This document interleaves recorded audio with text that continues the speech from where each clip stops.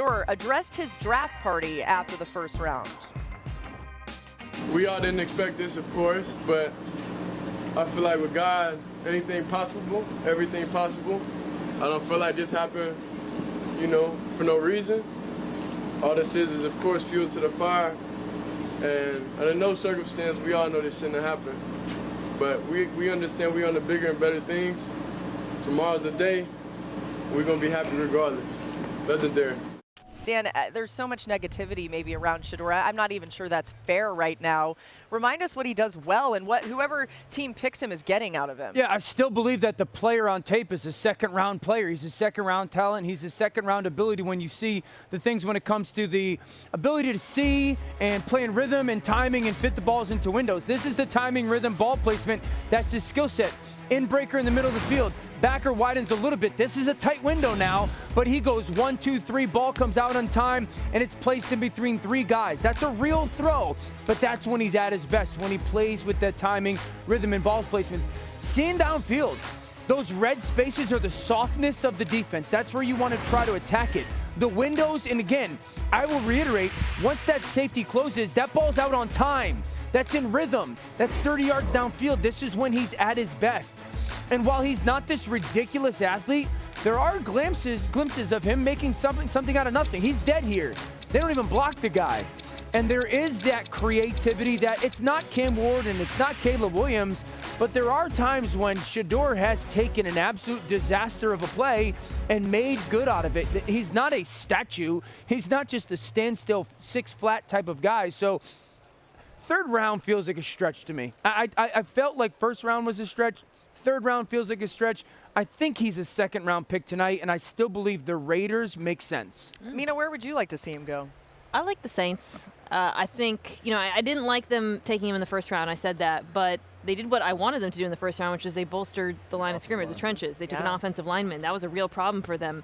Now they're better situated to bring in a rookie quarterback like Shedeur Sanders. I also like the Saints because they need a guy who can play immediately. And I think outside of Tyler Shuck, of the remaining quarterbacks, he is certainly the one you can put in your lineup today with all the uncertainty around Derek. Can I throw something out here about the Saints? And I love Kellen Moore. I know Kellen Moore. He's like one of the nicest people you ever meet.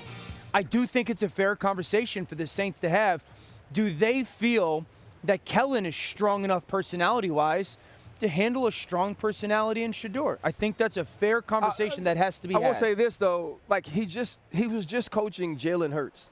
And though his personality is different, I've talked to Jalen plenty enough times to know that he's a grown man. Yeah. To know that he's an adult. To know that he wants things done a certain type of way. And if Kellen Moore can handle conversations with adults, then Kellen Moore should be able to handle Shedeur Sanders. I think we have to realize that Deion Sanders doesn't get to walk into whatever building Shedeur Sanders walks into daily. Shedeur Sanders got to walk in there by himself. And Deion Sanders can't call and get Kellen Moore on the phone, because if Deion Sanders is speaking for Shedeur Sanders, he can't go lead a locker room full of fathers. Right. And so to me, it's not a question about whether or not he can deal with him as a person. It's about, can you have an adult conversation with a man that's supposed to do a job professionally? And if he doesn't do that job professionally, guess what? He ain't a first-round draft pick. He doesn't have to be here any longer. If the film says you can be a starting quarterback for me, and we feel we can build an infrastructure around you, I'm not about having this conversation of, is your personality strong enough? Because if it's not,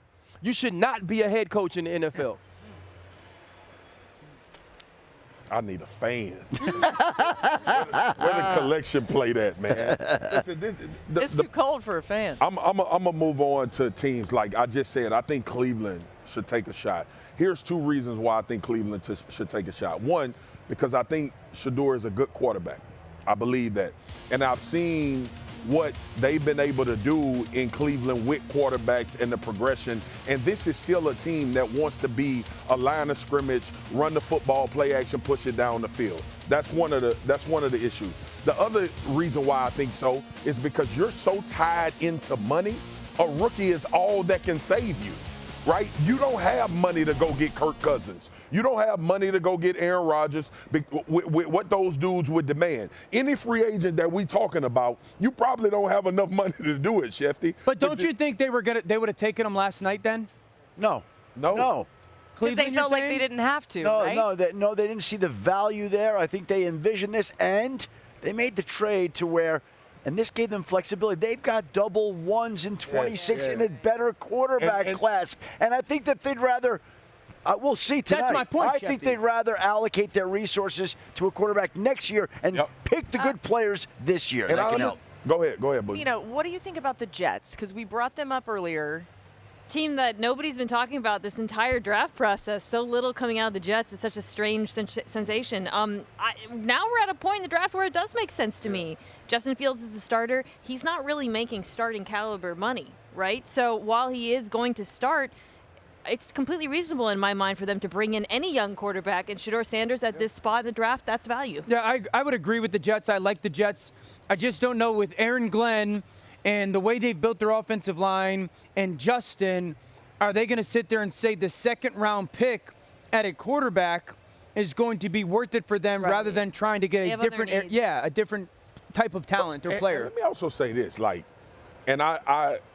Mel does a phenomenal job. We talk to people throughout the league. What if by any chance these teams didn't have a first grade round on it? I mean, a first round grade on it. Well, that's obvious. I think that's but what I'm saying is the discourse has created some kind of idea that he was supposed to be off the board at 3-9 or 21. Right? Like, that's what we talked about. But the teams obviously showed that last night. But ultimately, people are still stuck on, well, he didn't go in the first round. Well, what if they didn't have a first round grade on it? Right. Yeah, I think And plenty of great quarterbacks have come out of later rounds. I think his disappointment was that he believed he should go. And every player should feel like that. And that's going to be great for his future, hopefully. Adam, final word. Did you have something? Well, I always say with quarterbacks, it doesn't matter where you're picked in the draft. It matters a lot more where you go to as an organization, and Shedeur should find that out tonight. All right, Field, there's some great players still left tonight. Some players are going to make a lot of teams a lot better. Tell us who's the most valuable in your eyes. Yeah, Laura, lots of value still on the board. Let's start to the wide receiver spot where Jaden Higgins from Iowa State, I really believe, is the best combination of size and speed of any wide receiver in this year's draft class. He spent 2 seasons with the Cyclones, and what really stands out is you watch his body control on sideline catches, tiptoeing into the end zone or near the sideline. Also, his ability to create some separation early on in routes is probably better than down the field, a guy who I think hears his name called within the first 10 selections tonight. And at tight end, we know that last night we had 2 guys you guys just discussed at 10 and 14, but Elijah Arroyo right there in that mix for the 3rd best tight end in the draft. If you look at all qualified tight ends in the FBS last season, he averaged 16.9 yards per catch. That was number 1 amongst those tight ends, Laura. He's terrific in the middle of the field. Gives you some Darren Waller vibes. Not going to knock you over as a blocker in the running game, but does so much in the passing game to change the dimensions of your offense. Finally, let's go to the defensive side of the ball. We saw one Texas A&M pass rusher get drafted last night. How about another one? Nick Skorton, who 2 years ago at Purdue led the Big Ten in sacks. If I look at all the rushers in this draft class, amongst those not named Abdul Carter, none of them had a better rush plan or better ability to use his hands to get home than Nick Skorton. Of all the defensive ends that Will Campbell faced this past year, I thought Skorton gave him the most trouble, and he's not one of those long arm guys, which is yet another reason to feel like Will Campbell's arm length maybe not that big of a deal in the grand scheme. Highlight another pass rusher. That's Donovan Ezeraku out of Boston College. One of the most productive pass rushers in all of college football, 16.5 sacks. Some of those sacks came against, shall we say, inferior competition, but there's nothing inferior about the way that he got to the quarterback. I would argue maybe the most or close to the most technically refined pass rusher in this class.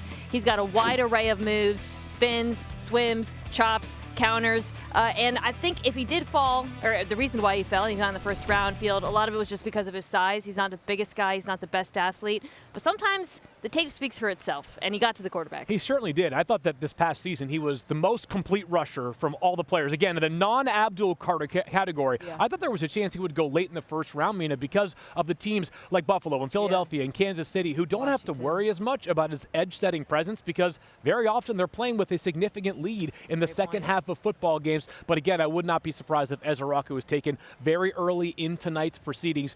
Bill O'Brien, the head coach from Boston College, talked about something that he won us multiple games last year. You don't hear that about defensive ends, but as Mina mentioned, he really feasted last year. He had 3 games with 3 or more sacks last season, Laura, did Donovan Ezeraku. Yeah, I mean, high praise, but well-deserved either way. Thanks to you guys. And again, we're just a few hours from round 2 kicking off here. Time now for Win the Draft, presented by ESPN Bet Sportsbook. And for that, we turn to RC. We're going to look at some of the win totals for the 4 teams that made it to the conference championship games last season. RC, who helped put themselves over their total the most last night? You know, I'm going to be honest. I think it's the Philadelphia Eagles. I mean, when you are able to get Jahad Campbell, where they got him in the first round, I think it's an absolute steal. But it's also about the piece that he adds along to Zach Bond. You know that Nakobe Dean will be recovering from a late season knee injury. And so now you have a plug-and-play player who on sub packages for Vic Fangio can be one of those chess pieces that allows him to maneuver and make quarterbacks have to guess what coverage they're in on the back end. So many worried about the Eagles losing some of their players from the Super Bowl winning team. Man, ain't nobody worried about it. Hey, they're fine. Every time Howie Roseman walk in, we should listen to This Is How We Do It.